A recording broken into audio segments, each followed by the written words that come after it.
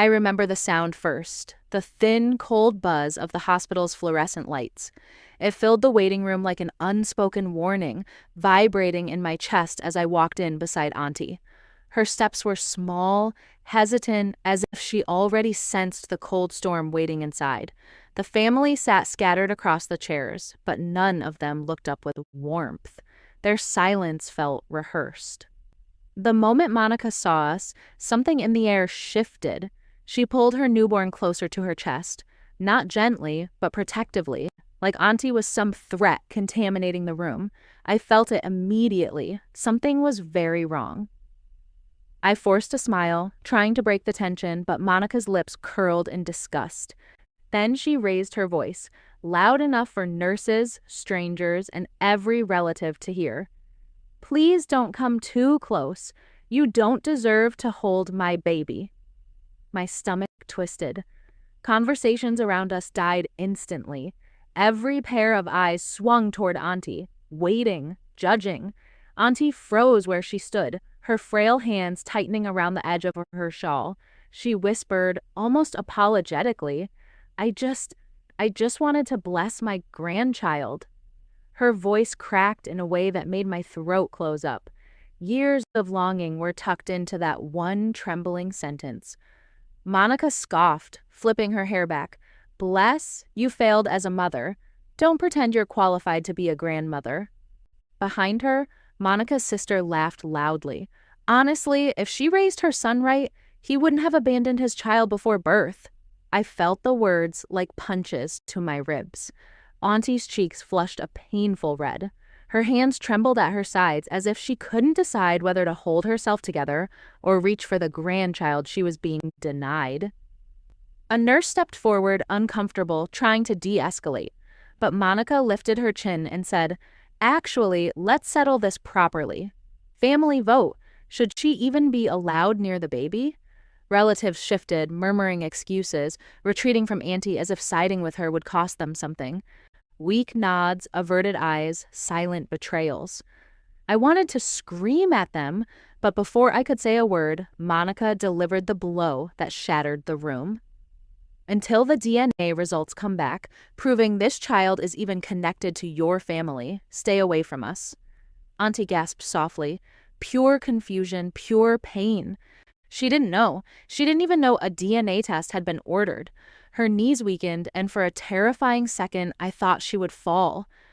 Monica turned her back deliberately, shielding the baby behind her shoulder. "You don't deserve a grandchild," she said, final and vicious. That was it. I slipped my hand into Auntie's, feeling every tremor, every fracture in her heart. She let me guide her out of the room, but her eyes stayed fixed on the child she wasn't allowed to touch.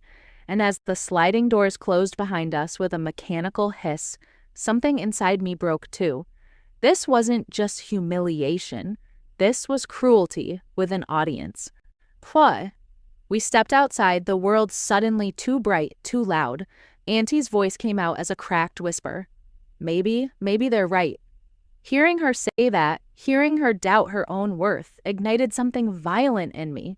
A promise, a rage so sharp it felt like a blade in my chest. "No," I whispered, more to myself than to her. "This isn't the end." I couldn't breathe, couldn't think beyond the pulse of fury in my veins. They had crossed a line. They had invited a storm, and I knew exactly what was coming. The humiliation they handed her today wasn't the end of the story. It was the fuse, and it had just been lit. The drive home was silent, heavy, like the air itself was mourning. Every mile felt endless, carrying more than just us. It carried decades of pain and sacrifice. Memories seeped into the present, sharp and relentless, and I realized why the humiliation at the hospital cut so deep for Aunty. I remembered how she raised Daniel alone, her only son after his father abandoned them without a word, chasing a life with another family. She worked double shifts at the diner, the smell of grease and detergent permanently clinging to her hands and never once complained. Not to me, not to Daniel, not to anyone. Daniel grew up seeing her give everything, never asking for recognition, never stopping for herself. He promised he would never treat her the way his father had. But after he married Monica, it all began to unravel. Birthdays were missed, calls went unanswered, and Auntie's love was treated like an inconvenient obligation. I could still picture her small ritual of keeping Daniel's childhood drawings tucked in her purse, folded soft from years of gentle handling. She believed, truly believed, that when Daniel had a child, he would come back to her, that he would finally see the lifetime she had given him and the love she had poured into him. The day Daniel announced Monica's pregnancy, she cried for hours, tears of hope, of joy, of a long-awaited dream finally rekindled. But Monica moved quickly, controlling every corner of Daniel's life, isolating him from his mother, planting seeds of doubt. She accused Aunty of being clingy, toxic, someone who would ruin the perfect image Monica was building for herself. Monica whispered lies into Daniel's ears, convincing him that his mother's love was suffocating, that her presence threatened their happiness. Aunty felt the distance grow, but she hid her hurt behind soft smiles, tiny gifts, unwavering patience. Every day, she showed up quietly, carrying the weight of love that was no longer returned. I remember the night she confided in me, voice trembling. Daniel had once accused her of exaggerating her sacrifices, of guilt-tripping him. The words had cut deep, leaving invisible scars. Even her laugh changed after that, softer, hesitant, cautious. Her biggest fear, I realized, had always been losing her family to forces she couldn't understand, to intentions she couldn't control. And now that fear was materializing in front of her, tangible and brutal. She once told me, almost in a whisper, every mother wants to matter to her children. I'm scared I stopped mattering years ago. And that day at the hospital wasn't an isolated incident.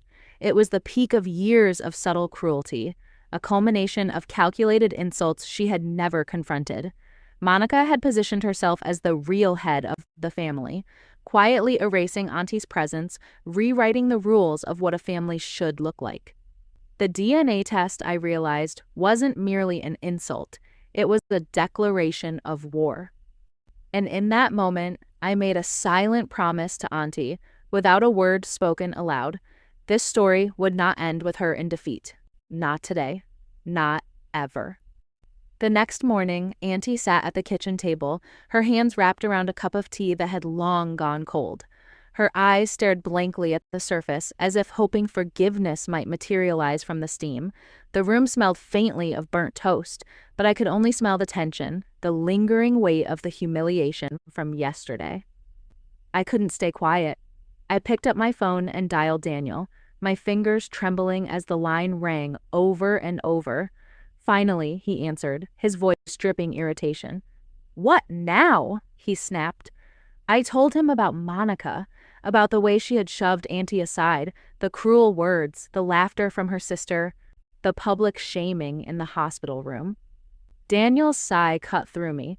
Monica ordered the DNA test because there were inconsistencies, he said vaguely, refusing to elaborate.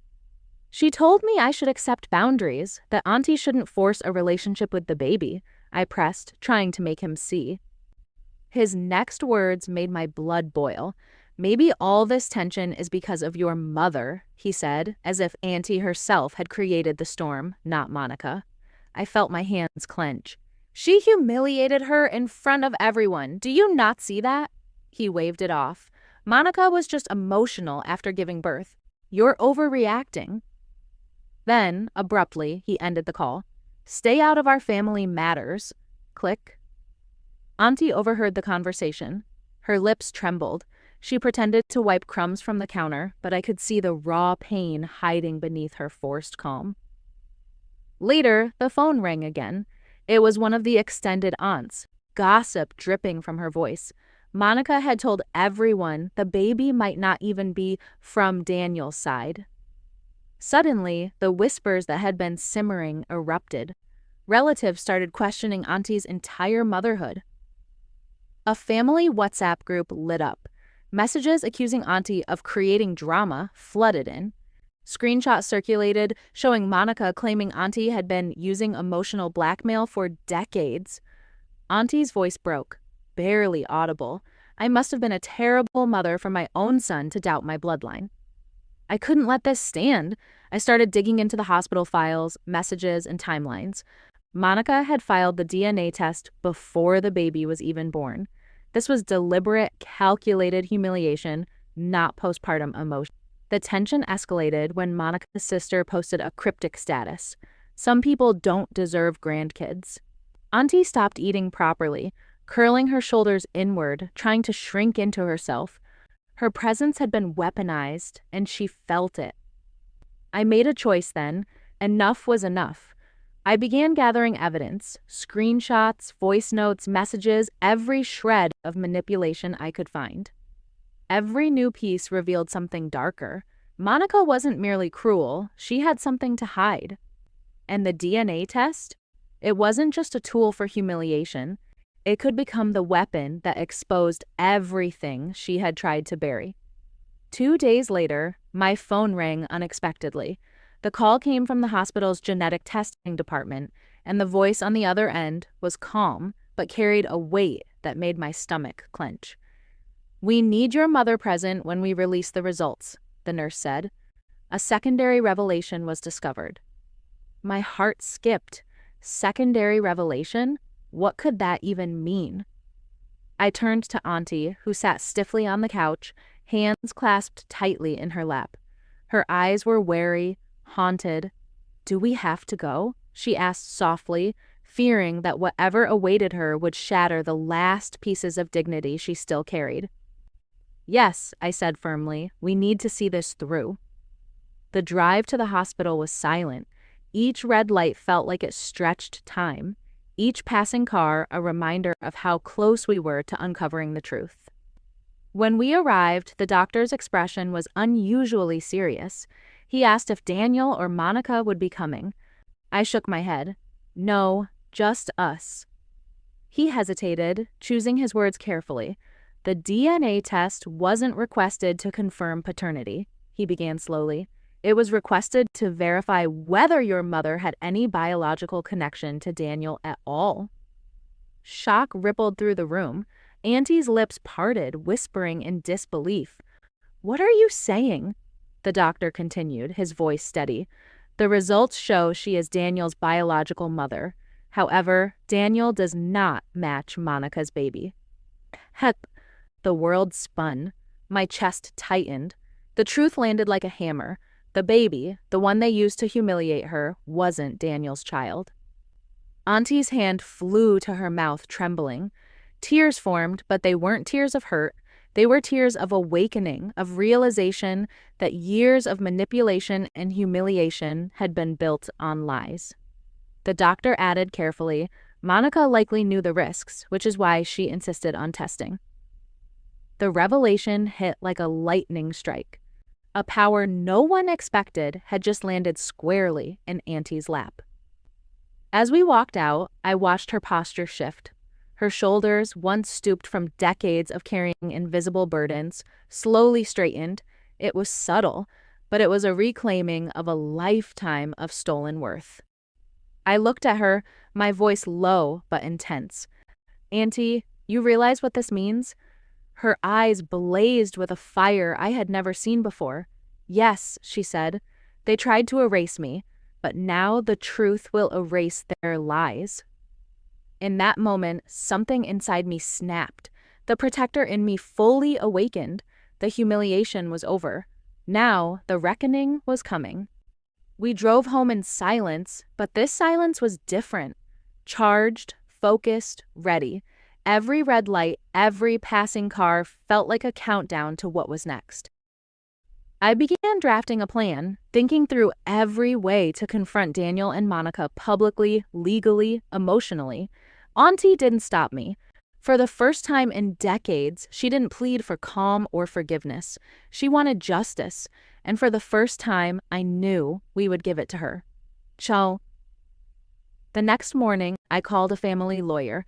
my hands still shaking from the adrenaline of the previous days. I handed him the DNA results, watching as he read every line with growing intensity.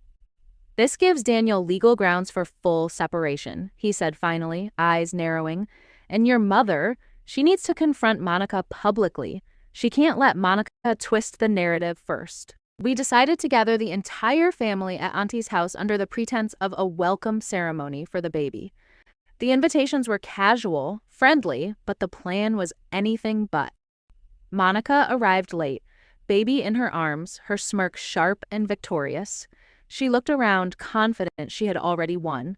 Daniel trailed behind, exhausted, confused, clearly unaware of the storm about to hit. Auntie stepped into the center of the living room. Her hands were steady, her voice calm as she thanked everyone for coming.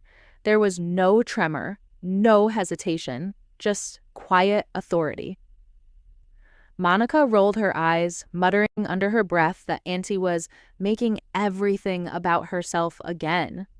I stepped forward, holding the envelope. "We have the DNA results," I announced, my voice cutting through the murmurs in the room. Monica's face drained of color instantly. Daniel froze, swaying slightly as the weight of what was coming sank in. Auntie opened the envelope. Her eyes scanned the first line. "She is Daniel's biological mother." The room murmured in shock, whispers spreading like wildfire. Then she read the second line, louder this time. "The baby is not biologically related to Daniel." Monica's mask shattered. She stumbled backward, clutching the baby like a shield. Daniel's knees buckled, and he whispered, "What? What does that mean?" "What?" The room erupted. Questions, accusations, disbelief, all directed at Monica. She stammered, tried to lie, claiming the test was wrong. I pulled out the recorded call from the doctor, the undeniable proof confirming everything. Daniel collapsed into a chair, his hands covering his face. Devastation etched every line of him. Auntie stepped forward, voice steady, sharp, and powerful. "You said I didn't deserve a grandchild, but you didn't deserve my son." Monica attempted to flee, but the lawyer stopped her, calmly explaining the legal consequences: fraud, emotional abuse, paternity deception. Auntie's eyes never left Monica. She publicly declared she would support Daniel through the legal process, ensuring he would be free from this toxic marriage. Relatives who had mocked Auntie now approached, apologies spilling from their lips, some even crying as they realized how cruelly they had judged her. Auntie accepted the apologies with dignity, but she refused to comfort them. Her strength didn't need validation. The final blow came when Daniel, shaken and remorseful, turned to Auntie. I'm sorry, Mom," he whispered, breaking down in her arms. "I see everything now." Auntie held him not out of desperation, but out of strength. Her revenge wasn't loud. It wasn't messy. It didn't need to be. It was precise, undeniable, and beautifully just. Weeks passed. Daniel filed for divorce, gaining full clarity about Monica's manipulations.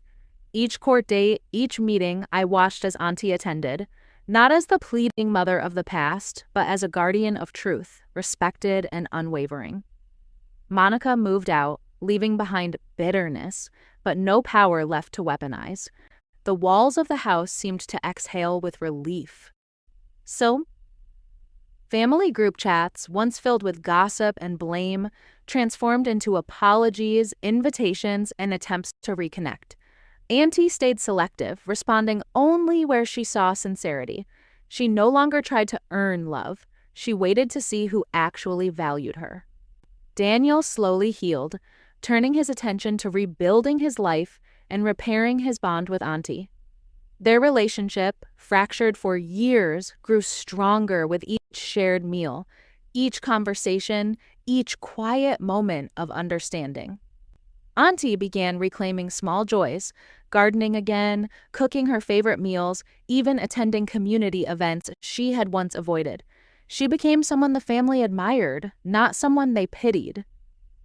The humiliation that had once haunted the kitchen, that echoed in the walls of the house, was replaced with laughter, occasional tears of relief, and quiet moments of gratitude. Aunty even received a formal written apology from the hospital for how the DNA testing situation had escalated. She framed it not as a trophy of revenge, but as a symbol of closure. Months later, Monica attempted to return, claiming regret. Daniel refused, looking at Aunty and saying, "My mother was right about everything." Aunty didn't gloat. She simply said, "Truth doesn't need to scream." She chose peace, not revenge, but a peace built on justice finally received. I watched her grow lighter, brighter, almost reborn. The woman who had walked out of that hospital humiliated was not the same woman who now stood tall in her garden, sunlight catching in her hair, dignity restored. Together, we closed a chapter drenched in betrayal and opened one carved from truth. As I stand under the soft glow of the porch light, watching Aunty water her plants at sunset, the memory of that hospital humiliation replays vividly in my mind. I remember the trembling in her hands when they told her she didn't deserve a grandchild. The shame, the disbelief, the weight of years crushed into a single moment. And then I see those same hands now, steady, confident, hands that held truth, not shame. I realized something crucial. Humiliation was never her burden to carry. It was theirs, a reflection of their own fears, their own lies. The DNA results didn't just expose Monica. They freed Aunty from years of quiet suffering, from the subtle cruelty that had haunted every interaction. I reflect on the nature of revenge. It doesn't always arrive with shouting or dramatic confrontations. Sometimes real revenge comes wrapped in facts, in signatures, in the silent unraveling of deception. Auntie's journey taught me that dignity isn't given by others. It's reclaimed by oneself, piece by piece, choice by choice. Watching her stand strong reminds me that truth has its own timing, its own power, its own thunder. As the cicadas hum and the sky turns gold, I whisper to myself, Aunty didn't lose a grandchild, she gained her voice. And if you're listening to this story right now, hear this clearly. Don't let anyone rewrite your worth. Don't let anyone convince you that you don't deserve love, respect, or family. If someone tries to erase you, let the truth be your loudest revenge. And if this story touched you, if it reminded you that justice can arrive quietly but decisively, make sure to like, share, and subscribe for more real stories that prove one thing: justice comes even in silence.